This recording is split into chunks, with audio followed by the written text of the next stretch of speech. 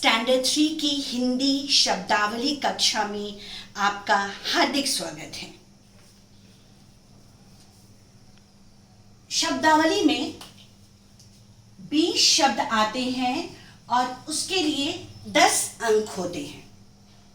देखिएगा, 20 शब्द आते हैं और उसके लिए 10 अंक होते हैं और श्रुतिलेख पठित रहते हैं या अपठित रहते हैं और उसके लिए 10 अंक होते हैं। फर्स्ट एग्जाम में पठित आता है, सेकेंड एग्जाम में अपठित आता है, थर्ड एग्जाम में पठित आता है, फिर फोर्थ एग्जाम में फोर्थ यूटी में अपठित आता है। पठित पुस्तक के दिए हुए वाक्य से आता है, चैप्टर के अंदर से आता है, और अपठित बाहर की पुस्तक से आता है।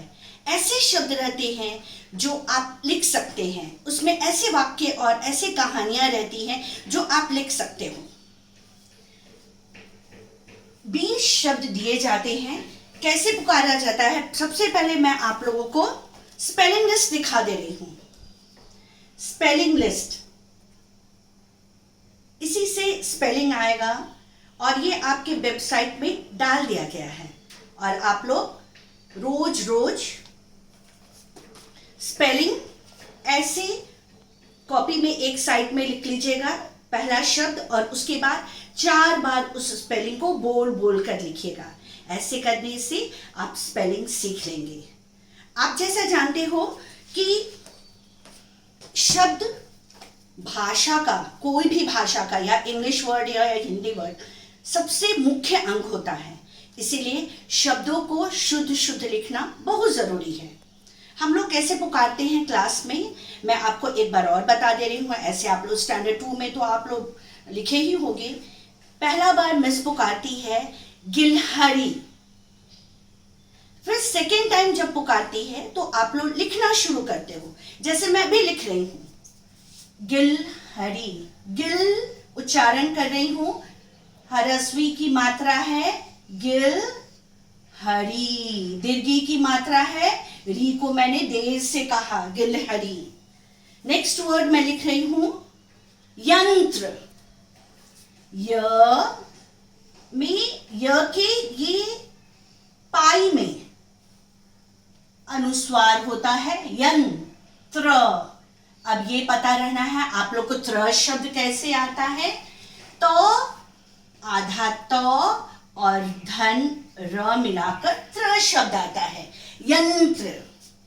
कंप्यूटर, फिर मैं सेकेंड टाइम पुकारेगी कंप्यूटर, तुरंत आप लिखना शुरू करोगे।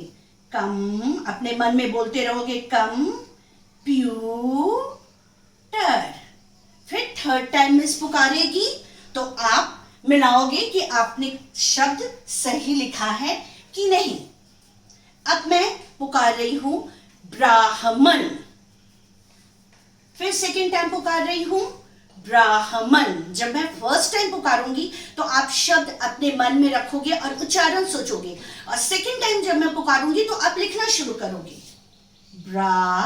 ब में र, जिस शब्द में पाई होता है, जैसे ब में पाई है, ये पाई, ये लाइन को कहते हैं, ये डंडा को कहते हैं, उसमें यहां पर र की मात्रा लगती है ब्रा।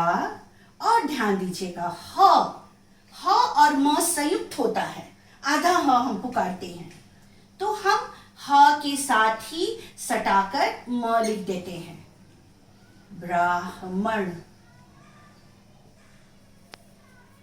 उसके बाद थर्ड टाइम मिस पुकारेगी तो आपको मिलाकर देखना है कि आपने ब्राह्मण शुद्ध लिखा है कि नहीं। नियंत्रण, फिर सेकेंड टाइम मिस पुकारेगी नियंत्रण। अब सेकेंड टाइम पुकारेगी मिस तो लिखना शुरू करना है इस पाई के ऊपर अनुस्वार डालना है नियंत्रण। तो और र मिलाकर त्र बनता है, ठीक है। समाप्त, फिर मिस सेकेंड टाइम पुकारेगी समाप्त, आप लिखना शुरू करोगे समाप्त। ध्यान दीजिएगा, हिंदी भाषा हमेशा उच्चारण करके लिखा जाता है। आप उच्चारण करके नहीं लिखोगे। देखो मिस भी लिख रही है तो वो भी उच्चारण करके लिख रही है। इसी तरह आप सारे शब्दों को उच्चारण कर करके बोल बोल कर लिखोगे और ये भी सोचोगे कि जो मैं उच्चारण कर रहा हूं वही सही कर रहा हूं कि नहीं, लिख रहा हूं सही कि नहीं।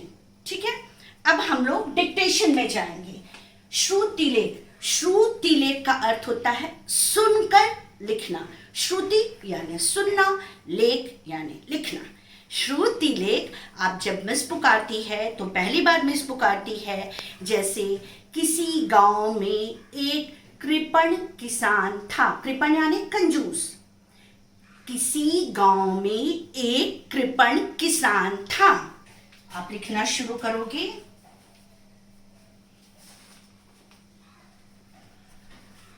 क्योंकि जब मिस वर्तनी पुकारती है तो बस एक शब्द पुकारती है, लेकिन जब श्रुतिलेख पुकारती है तो मैम पूरा वाक्य पुकारती है।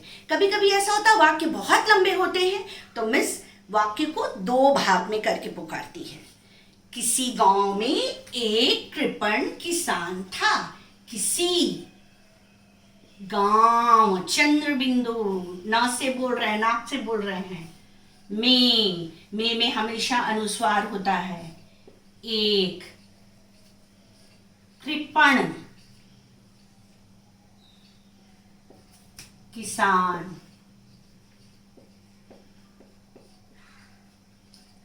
था। घर में प्रतिदिन आप लोग छोटा छोटा चैप्टर से ही लेकर छोटा छोटा पैराग्राफ मम्मी को बोलेगा पुकारने के लिए और आप लिखिएगा।